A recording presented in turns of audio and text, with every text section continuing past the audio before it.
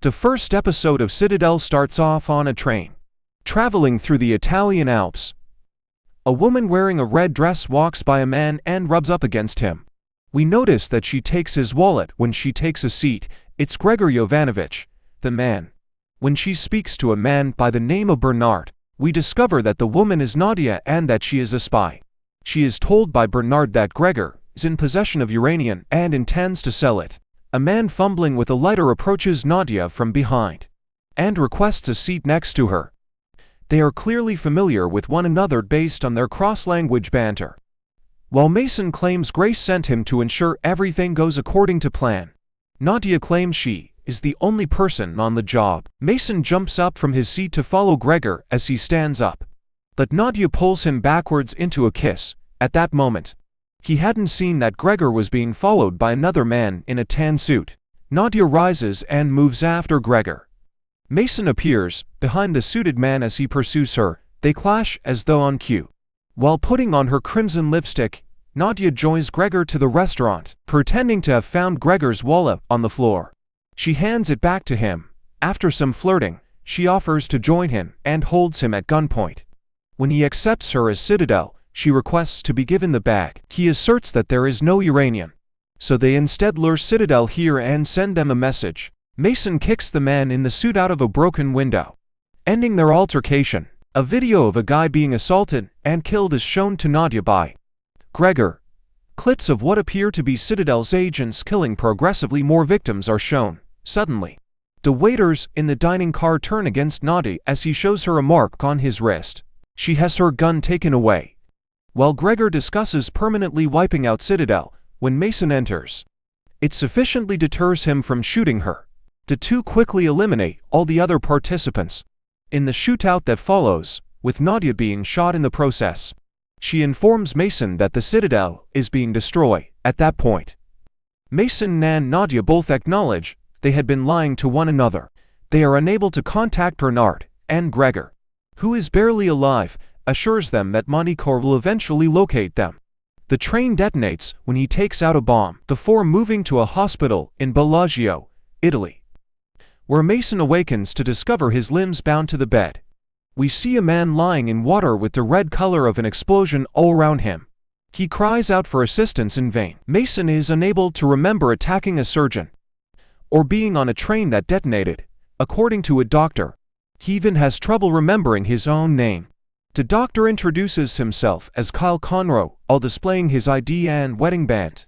The American consulate, however, is unable to locate any information about him. Mason, now known as Kyle, is living a conventional family life in Oregon 8 years later with his wife and daughter. Explosion-related news reports bring back hazy recollections of Nadia for the benefit of his daughter. Kyle says he wants to attempt remembering more about himself in therapy. The therapist suggests that he undergo a DNA test to discover ancestors. After he admits to experiencing visions of a woman riding the train with him, the U.S. Secretary of State is informed by UK Ambassador Dahlia in Virginia that his CIA has discovered a case containing all of Citadel's critical material. She requests that he give it to her. She indicates that she is from Manticore and states that it is for the truth, having previously benefited from their assistance. He is powerless. The scene changes to Zurich, where a man is seen standing among dead individuals in a room. He receives a call from Dahlia telling him to go to Miami with his twin brother, David, and the Citadel X case. Bernard plays a dangerous game in Chicago with 3 people who are bound to chairs. The third shows Dahlia's strategy for obtaining the nuclear codes in the Citadel X case, when the first don't give him the information he needs. Mason's DNA match appears on Bernard's phone at that very time, and he shoots Mason to death. In the bedroom, Kyle and his spouse get steamy and passionate, but he keeps seeing Nadia in his head. Whenever his little girl Hendrix calls for him, he is immobile. Hendrix, who had a nightmare, is soothed back to sleep by the pair. Kyle, who is unable to sleep, goes to the shed and examines the box of belongings he brought on the train.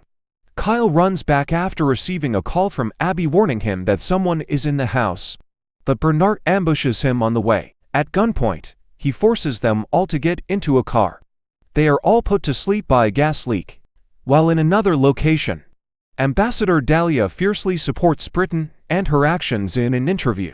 The assassin twins in Miami discover the Citadel X case.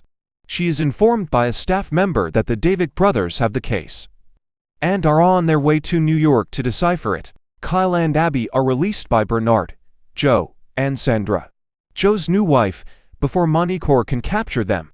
Bernard explains to him that he has brought them here for his protection.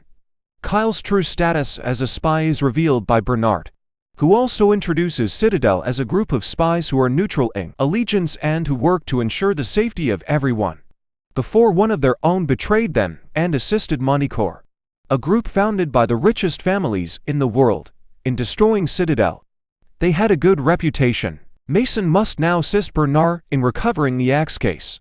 Mason used to work with Nadia, he says, but he now believes she is dead. He offers to aid Mason in remembering everything in exchange for finding the case. As the episode comes to a close, a flashback to 8 years earlier shows Nadia emerging from the train wreckage.